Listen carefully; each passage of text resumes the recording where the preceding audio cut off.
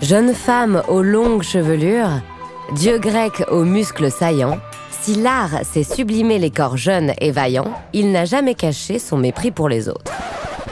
Synonyme de laideur et de tristesse, la vieillesse est depuis toujours représentée de manière grotesque et caricaturale, miroir d'une société qui traite ses vieux comme des extraterrestres.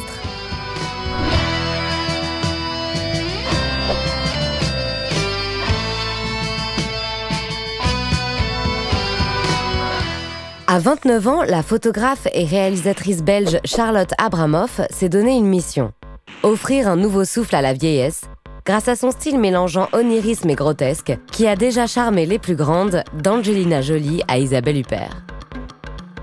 Dans son livre « Maurice, tristesse et rigolade », publié en 2018, elle met en scène son papa Maurice, sorti de l'hôpital après 1 mois dans le coma et atteint de lésions neurologiques définitives, et décide de documenter sa renaissance.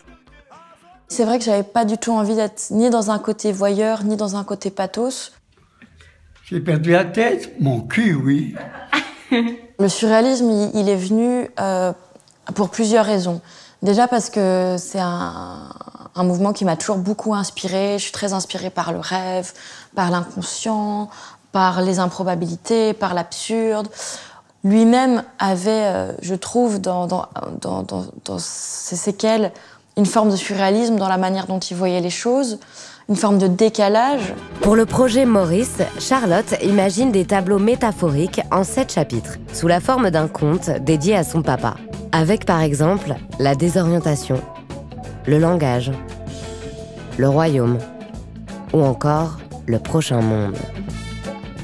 L'art, ça peut peut-être nous montrer que la vieillesse, c'est pas forcément une fin de vie, que ça peut être une continuité de vie ou même une nouvelle vie, qu'on peut y trouver plein de merveilles, peut-être qu'on peut y prendre le temps qu'on n'a pas pu prendre avant dans sa vie, ou enfin voilà, le voir peut-être comme un nouveau terrain. Charlotte Abramoff prend le contre-pied de la représentation morose de la vieillesse. Dépeintes comme des créatures monstrueuses, les personnes âgées sont les vilains petits canards de l'histoire de l'art. Ouais, rabougri, peu de cheveux ou tassés, le nez crochu, ce côté un peu sorcier, sorcière. Dès la Renaissance, la vieillesse symbolise la décrépitude vers la mort.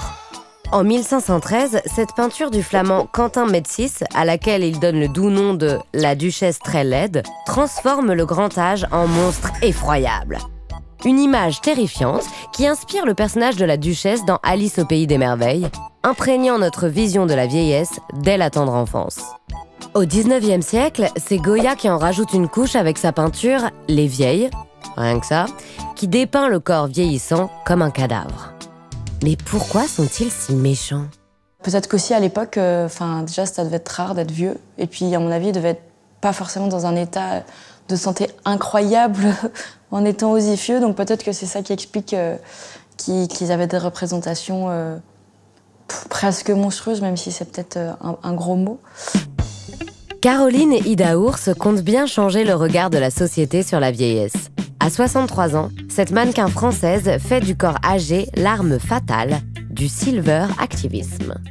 Alors, j'aime bien le terme silver activisme. Tiens, tu vois, je vais le reprendre pour moi parce que je trouve que ça va bien ensemble. Le silver activisme, c'est montrer la beauté de vieillir en rendant visibles les corps des femmes âgées. Il y a 6 ans, Caroline a le déclic pour changer de vie. Elle envoie bouler sa carrière de commerciale à quelques années de la retraite et s'attelle à combattre les stéréotypes sur les femmes de plus de 50 ans. À partir de 50 ans, la vie n'est pas terminée. Au contraire, il y a encore un long chemin. On est près à la moitié de sa vie, je dirais. On a une expérience du passé et on a une espèce de libération à la cinquantaine. Et du coup, je me suis dit qu'il fallait lutter contre cet agisme, en fait, ça s'appelle l'agisme, et l'agisme, c'est une discrimination supplémentaire par rapport à déjà toutes les discriminations qu'il y a envers les personnes qui vieillissent. Aujourd'hui, de plus en plus d'artistes injectent un peu de douceur dans leur représentation de la vieillesse. Avec le projet Overdance, les chorégraphes Angelin Preljocaj et Rachid Ouramdan redéfinissent notre rapport au corps âgé en posant une nouvelle question. Finalement, qu'est-ce que l'âge d'un corps ? Franchement, moi, quand je regarde certaines photos de personnes vraiment vieilles, hein, donc c'est-à-dire qui ont 80-90 ans, et qui sont marquées avec ces rides sur le visage, mais avec un sourire, même un sourire édenté. Mais moi, je trouve ça magnifique parce que ça raconte la vie. On devrait plus nous montrer ça.